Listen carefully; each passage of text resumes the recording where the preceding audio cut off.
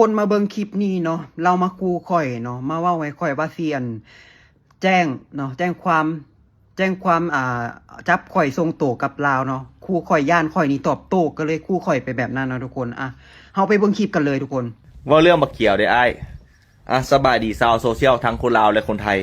เมื่อนี้ข่อยจะยกกรณีตัวอย่างให้พวกเจ้าเบิ่งพวกเจ้ายังจื้อได้บ่นี่หนุ่มลาวที่ออกมาอัดคลิปด่าคนไทยก้าวล่วงถึงพระมหากษัตริย์ไทยเนาะคนผู้นี้นี่เป็นไทยบ้านข่อยเด้แล้วก็เป็นหมู่ข่อยสมัยอย่างน้อยอีกสุดท้ายเป็นจังไดถูกดำเนินคดีบักเขียวนี่ยังบ่ฮู้ว่าทูตสัมพันธไมตรีมีการสนธิสัญญาระหว่างการส่งผู้ให้ข้ามแดนเด้อไปฟังคลิปเต็มๆกันเลยตัวอย่างเป็นจังได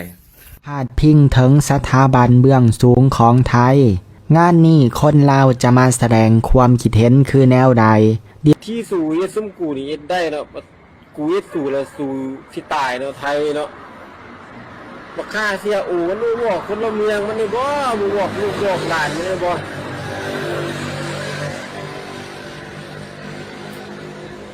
กูเห็นหน้าไทยกูอยากเตะ2 ตีนเลยเว้ยกี่ซ้อต่อเลยออกข่าวยามใดว่าแต่คนลาวบ่ดีสู้ดีหลายแต่บ่บักเขียวมันบอกว่ามันไปอยู่ไทยประเทศไทยก็มีกฎหมายบ่มีไผสามารถเฮ็ดหยังมันได้ก็แม่นถ้าหากว่ามันไปเฮ็ดเวียกดีๆโดยที่บ่สร้างปัญหาให้กับประเทศไทยและค่อยก็มั่นใจเชื่อใจว่าคนไทยเป็นคนที่เบิ่งคนออกแล้วก็ฉลาดฮู้ว่าบักเขียวเป็นคนจังไดคนไทยเขาบ่มักดอกเด้อคนที่ลิ้นสองแสกต่อแหลค่อยคิดว่าบักเขียวนี่มีคนหนุนหลังอยู่แล้วเนาะพยายามวิ่งเต้นแล่นเอกสารเพื่อไปประเทศที่3เพื่อลี้ภัยคันสั้นบ่กล้าประกาศตัวเองเป็นศัตรูกับรัฐบาลลาวอย่างเป็นทางการดอกตอนนี้มันน่าจะสร้างผลงานให้คนที่หนุนหลังเพิ่งพอใจอยู่ถึงอย่างใดก็ตามเนาะถ้าหากว่าบักเขียวมาอัดคลิปตอบโต้ค่อยจะรวบรวมข้อมูลเนาะหลักฐานต่างๆไปแจ้งความต่อเจ้าหน้าที่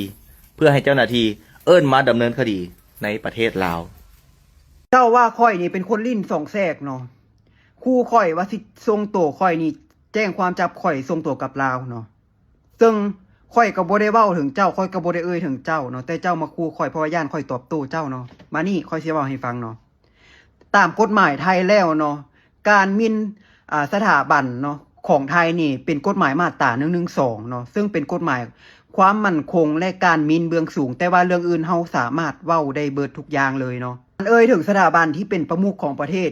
เนาะเป็นเครื่องหมายของความเป็นชาติเนาะอันนี้ก็ถือว่าผิดถ้าเฮาไปเว้าเนาะ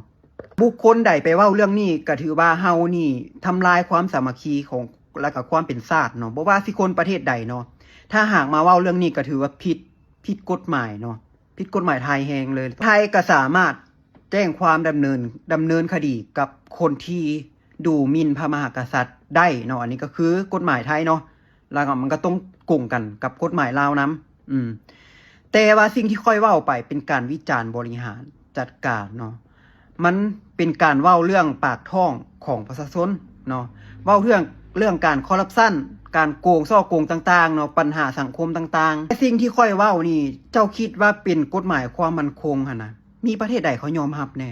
มีประเทศใดเขายอมรับเนาะเรื่องแบบนี้นะกฎหมายไทยมาตราเนาะ112ถ้าเทียบเป็นลาวเฮากับมาตรา111เนาะซึ่งมันบ่ได้เกี่ยวกับการวิจารณ์การบริหารเนาะวิจารณ์การคอร์รัปชันอีหยังต่างๆมันบ่ได้เกี่ยวกันมันคนละเรื่องเนาะคนละเมืองประเทศใดเนาะวิจารณ์ปัญหาคอร์รัปชันเนาะการซ่อโกงอีหยังต่างๆของประเทศปัญหาปากท้องเนาะแล้วถูกจับถูกดำเนินคดีเนาะมันก็สิเป็นกันทั่วโลกติบ่มันบ่แม่นสิเป็นแต่น้ำข่อยติบ่เนาะแม่นบ่เรื่องแบบนี้เจ้าต้องหาข้อมูลให้ดีก่อนที่จะมาเว้าเนาะฝากไว้ให้คิด